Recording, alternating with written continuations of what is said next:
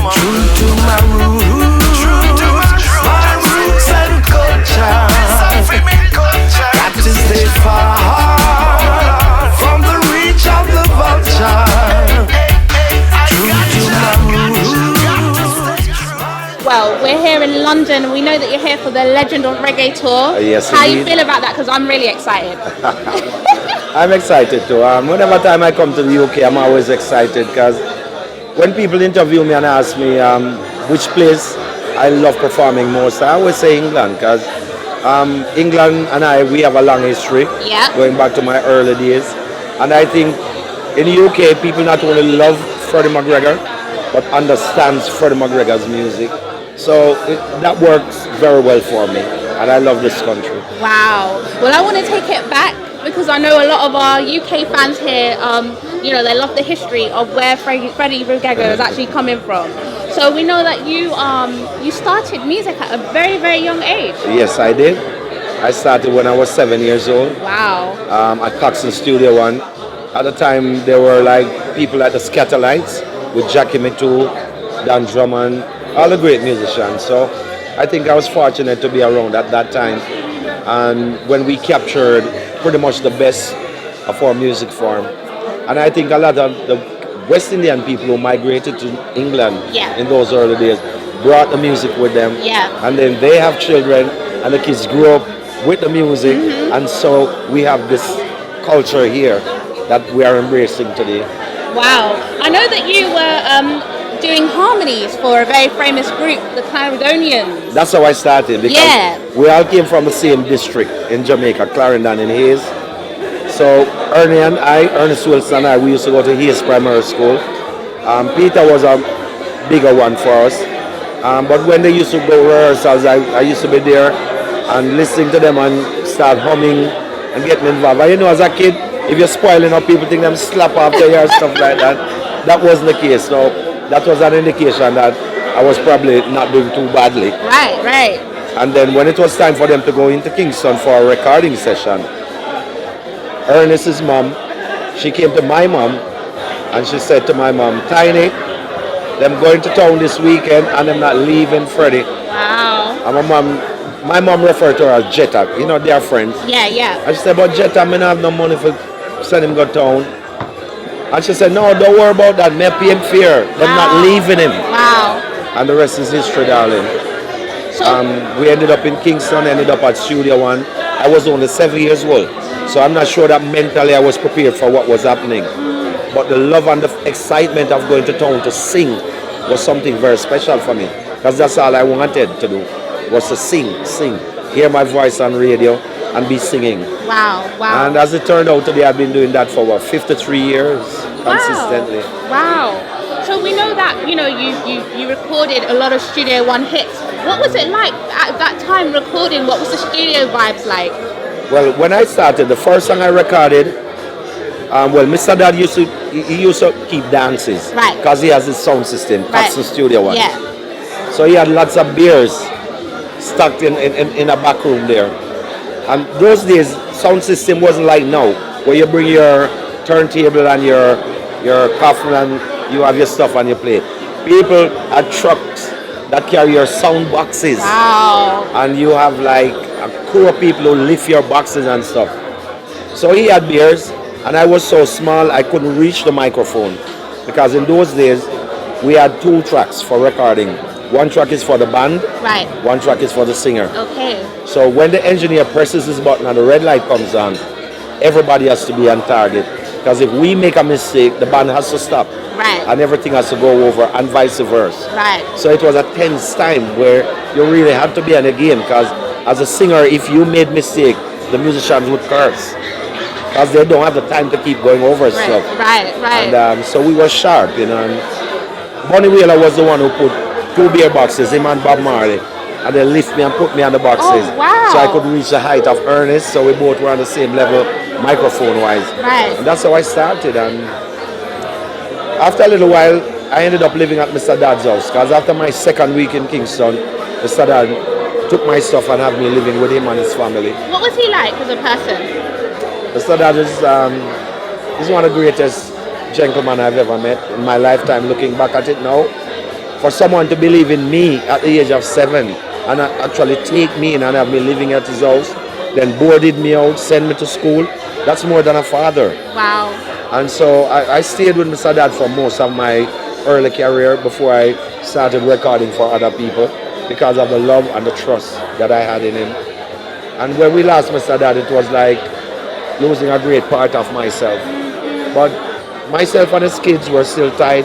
And his wife, Mrs. Dad, she's passed too. Right. But she was like my mommy, I call her mom. So it's that kind of relationship, and I love him and will forever love him. I will forever thank him for giving me the opportunity to be Freddie McGregor today. Wow. Yes. That's a beautiful history. Oh, yes it is. Amazing. Yes. Now we know there was a time when you came to the UK because you know, you had some huge hip hop songs here. So tell us about your journey, how you came to the UK and started to record under the Green Sleeve label. Well, my first trip to the UK was in 1981, Right. if I can remember. I recorded an album with 90, The Observer, Yeah. called Mr. McGregor. He made me a promise that he was going to take me to England when that record came out, and he kept his promise. Wow. Big respect to 90, The Observer. He brought me to England, and that's when I first met with Mr. David Radigan. Wow. He did my first interview. He pulled out a drawer, took out a sheet of paper. He had my history. And that's how I started. I did my first interview with him. I came here, I did the rounds, trying to do what promotion I could. And from there on, things just took a different turn. And in 1982, I made the song Big Ship. Yeah. And at the time, England was at war with the Falklands.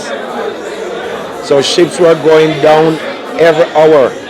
Is that what inspired you to write The song was already made. Right, right. But the fact that England went to war with the Falklands, there was a war and ship was getting gunned down and sinking. And it's like the song just started to grow bigger and bigger. Wow, And then before I know, Big Ship became a staple in just about every reggae country that there was. Amazing, amazing. And that really just propelled everything from there on. And Amazing. here it is today.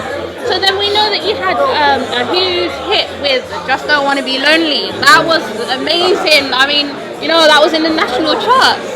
How did you do with that? I used to walk in the stores and like some Pakistani people, because at one point I was actually living in England when I became signed to Polydor. Right, right.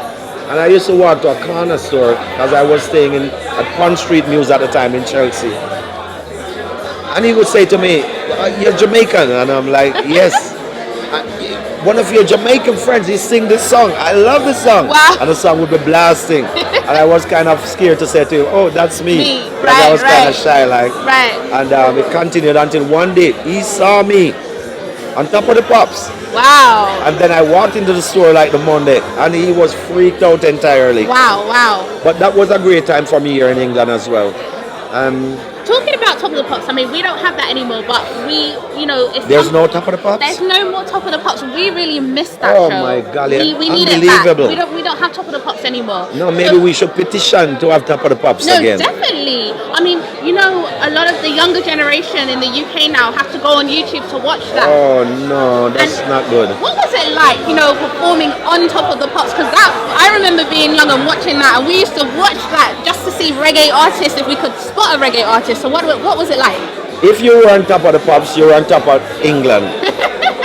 Because when my song was in the national charts, I looked at the chart and I saw myself at number 9, and I saw Michael Jackson at 27, Wow. and Madonna at 31, and I'm like, Wow, wow. this tiny little song, that number 9, it's like magic. But then I quickly learned that I wasn't to be carried away by the fact that, you know, it's there, because there was still journey to go. Oh, right. And sometimes you can lose your focus by thinking that you are there, when in fact there's a long way to go. So Wow, wow. I became conscious of that, and I just try to stay focused, stay grounded, and do what I had to do. And it was the most beautiful time in my career in this country, because we did Jules Allen show, we did Top of the Pops like 3 times, we did all the major stuff that was happening. And in addition to that, it taught me how to handle stardom at an early age. And sticking on that point, what would be your advice to the young and up-and-coming artists coming now? Because some of them struggle with that. So what would you tell them? What would you say? I would say one of the most important things to remember is that the word hype, Hype, is exactly what it is. It's to hype something to make it seem like what it is not. So we always have to remember that. To create a hype is to get people to think that things are happening that is not necessarily happening. So in the midst of all of that, you have to stay grounded. Yeah. So if you get caught up with that hype, then you start to forget the real thing. And it happens to a lot of artists too. So I would urge the youngsters, stay focused, stay grounded. It never happens until it happens. Right. And when it eventually happens, that's when you need to be more grounded than ever. Because you could easily just lose everything. That's just shivers down my spine. Wow. You have to be strong. You have to remember where you're coming from. Yeah. Remember where you are Yeah. and where you're going. Right. And that will help to keep you firmly grounded. Wow. Because we know that you have two sons who are extremely talented. You've got Chino and you've got the Steven. genius. I mean, you can see that you've instilled some great values within them. I would say yes.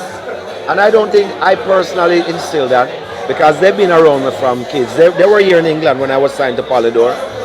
They go to Japan with me. They go everywhere pretty much. So I guess they learn from me at an early age what it is to be a star and the things that we have to go through. Right. And, you know, I guess when I'm in Japan, for example, performing to 75,000 people, they are on the side of the stage looking at me and looking at the crowd. They must be saying to themselves, oh, that's what daddy do, yeah man, you can do that too. Right. Kind of thing, you know. So they've grown to understand what it is, what it takes to do what I do. Now that they are themselves in this arena, they understand what is necessary to take them forward. And when I look at their growth musically, I can see the positive direction that they have taken. Yeah. They have a new single out called Zero Tolerance. Right, okay. And I love it because it is such a positive song. It's speaking about the youth today, what is lacking for the youth, and what the government should be doing to try and help the youth to move forward. So I see that as very positive, and I'm very confident that they're going to go all the way. Wow. They have a new album coming, and that album is so strong. There's a song on the album called Brother to Brother, Okay. which features Steven, the genius, Chino, Junior Gang, and Steve Marley. Wow. The song is called Brother to Brother. And the song is talking about how brothers take care of brothers. Amazing. Wow, I mean the combination on that alone is amazing. The song itself is amazing. Wow, we look forward to that. We definitely look forward to that. So what's next for you, Freddie? My new CD is now ready. Okay, where can we access that and what is it called? Alright, the CD is called True to My Roots. And the first single released from the album is called What You Gonna Do, Okay. which went to #1. The second single from the album is now out. It's called True to My Roots, which is the title track for the Okay. album. And as we speak right now, that song is #1 in New York and in the South Florida chart. Amazing. So it's on every rotation most places. And the album comes out on June 1st in Japan. Then it comes out on July 1st here in the UK July and 1st. Europe July 1st. and in North America. Right. July 1st Right. is the official release date. Amazing. And where can we get that from? Can I borrow the CD? We're just gonna get the CD because we want to the see the CD CD. will be available. People can download the CD Right. on iTunes, Yeah. Amazon, and whatever social media you can purchase the CD. Let's see that CD. This is the CD. Amazing. Can you see that, Reggae Warriors? That's the CD. So July True to 1st. My Roots. July 1st, we can get this in the UK. Yes. So can we pre-order? Of course you can. Of course you can. True to My Roots. Beautiful CD, as we can see. Fruits, food. Wow. Wow. Organic. This is organic. It's true to the roots. All right. Great Me stuff. dancing the food and me no in and no kitchen. Straight from the farm in a me Dutch in a me kitchen. Everybody waiting and everybody wishing fi come take a little taste out of me whole time cooking. Sour sap juice in a the fridge just a chilling. Mama teach me fi share, so with that Freddie willing. Pot full of you and everybody eating, so me keep up the culture. Give thanks for the blessing.